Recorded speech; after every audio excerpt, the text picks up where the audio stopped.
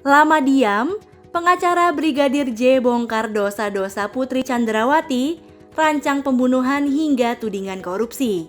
Pengacara Nopriansyah Yosua Huta Barat atau Brigadir J, Kamarudin Simanjuntak mengungkap sederet dosa yang dilakukan oleh tersangka Putri Chandrawati.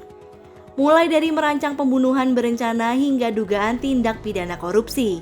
Kamarudin Simanjuntak mengungkapkan, jika Putri merancang pembunuhan terencana sekaligus menghalang-halangi proses hukum alias obstruction of justice pada kasus pembunuhan Brigadir J.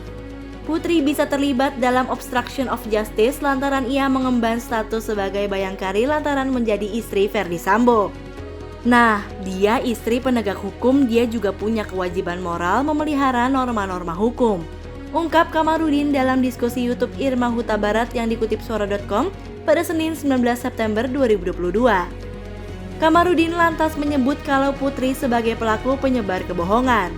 Awalnya, Putri melaporkan tindak pemerkosaan yang dilakukan oleh Brigadir J di rumah dinasnya di Duren 3, Jakarta Selatan.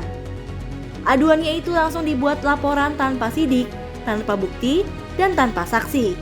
Padahal menurut Kamarudin, untuk pelaporan tindakan pemerkosaan itu harus dilengkapi dengan syarat minimal ada 2 saksi hingga visum et repertum. Setelah itu, Kamarudin juga menyinggung dugaan tindak pidana korupsi yang dilakukan Putri untuk melancarkan kebohongannya tersebut. Dia melakukan dugaan tindak pidana korupsi, yaitu menyuap anggota Polri, menyuap petugas LPSK, dan yang lain-lain disuap termasuk menyuap para tersangka, ungkapnya.